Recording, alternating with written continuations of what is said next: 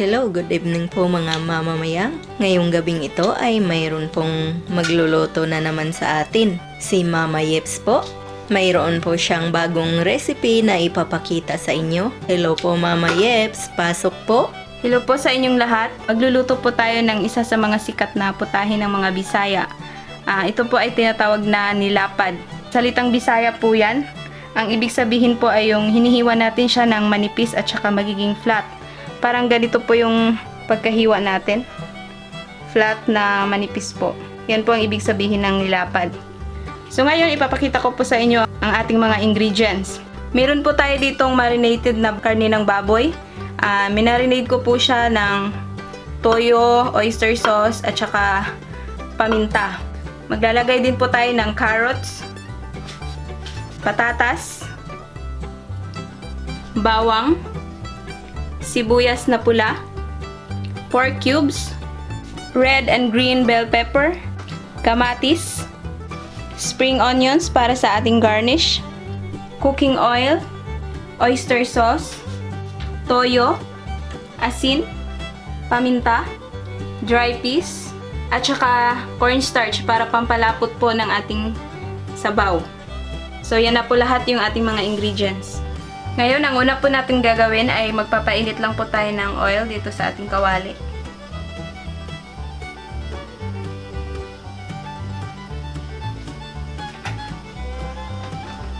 Hihintayin lang po nating uminit yung ating oil, tsaka natin igisa itong ating bawang at tsaka sibuyas.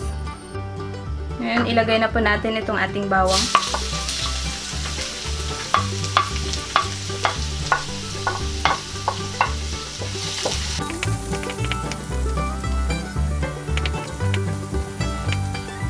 Ngayon, isunod po natin itong ating sibuyas na pula.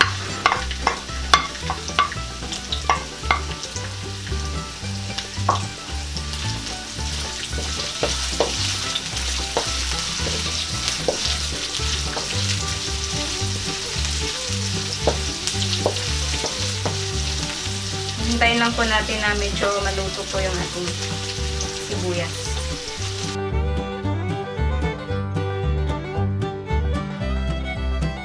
Sunod po nating ilagay itong ating kamatis.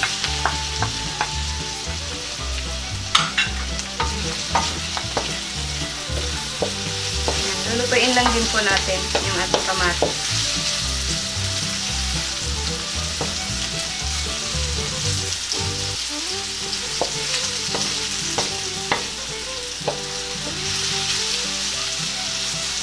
Ngayon po, ilagay ko na po itong ating karne ng baboy na minarinate ko.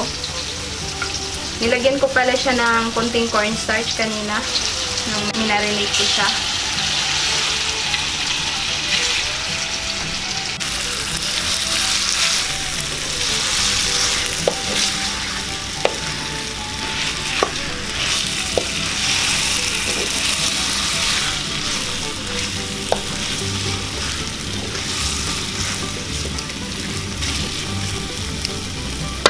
Ngayon, tatakpan po muna natin siya para ma-absorb niya yung lasa ng mga ricado na nilagay natin kanina.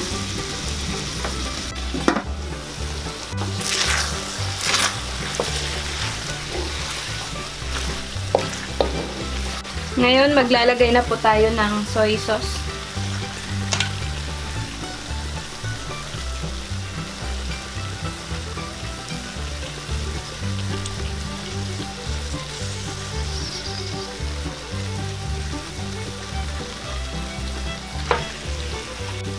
Tsaka itong oyster sauce. Itong oyster sauce, optional lang po ito kung gusto nyo pong maglagay.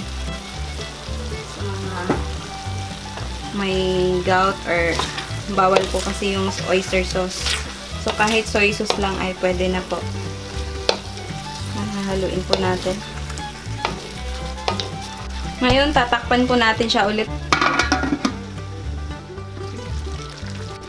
Ngayon ay maglalagay po tayo ng tubig or sabaw para maluto po yung ating karne ng baboy.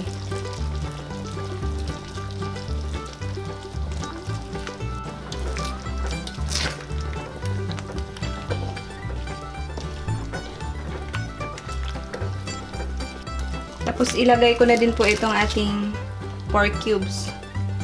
Hihintayin lang po natin na kumulo. Tsaka natin ilagay yung patatas at tsaka carrots. Ngayon po, titingnan po natin kung malambot na po yung ating karne.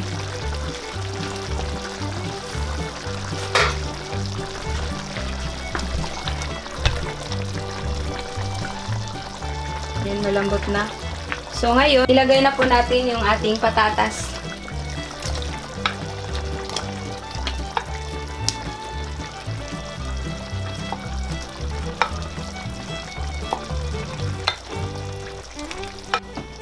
Tsaka itong ating carrots. Haluin lang po natin.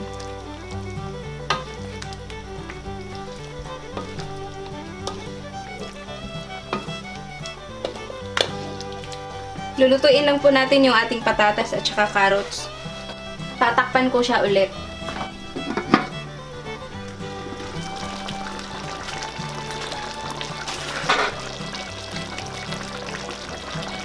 Ngayon ay titimplahan po natin siya ng asin.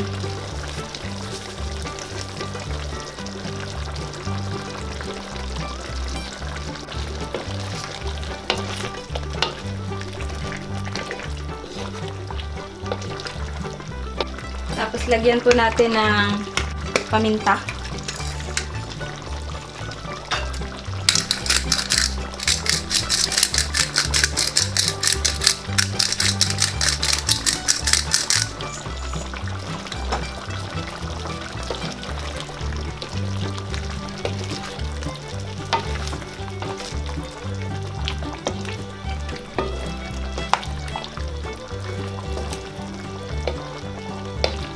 Sunod ko pong ilagay itong ating red and green bell pepper.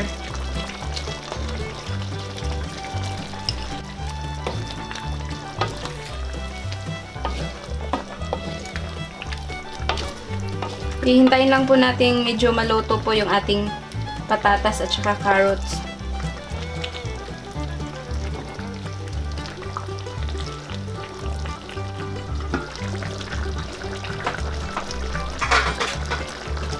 Ngayon, ilagay na po natin itong ating dried peas.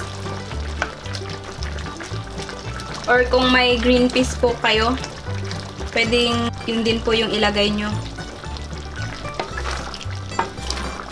Ngayon, may hinanda po ako ditong cornstarch na dinilute ko po sa tubig. Ilalagay po natin ito para mas lalong lalapot po yung ating sabaw.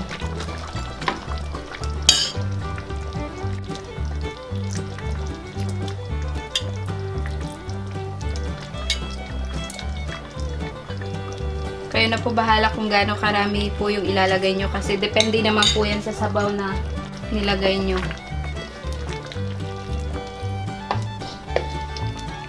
Haluin lang po natin. Naglagan ko pa ng konti.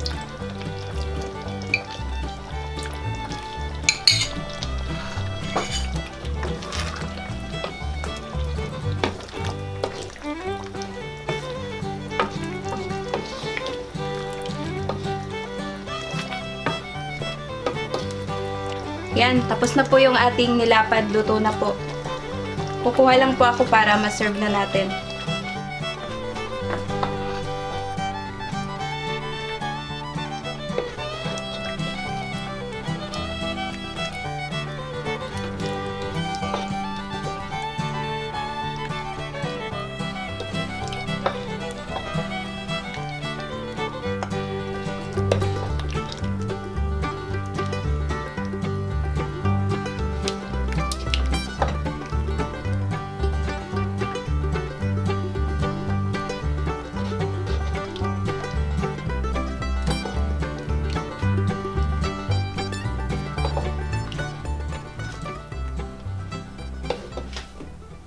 Ito na po mga mamamayang ang ating nilapad na gawa po ni Mama Yeps.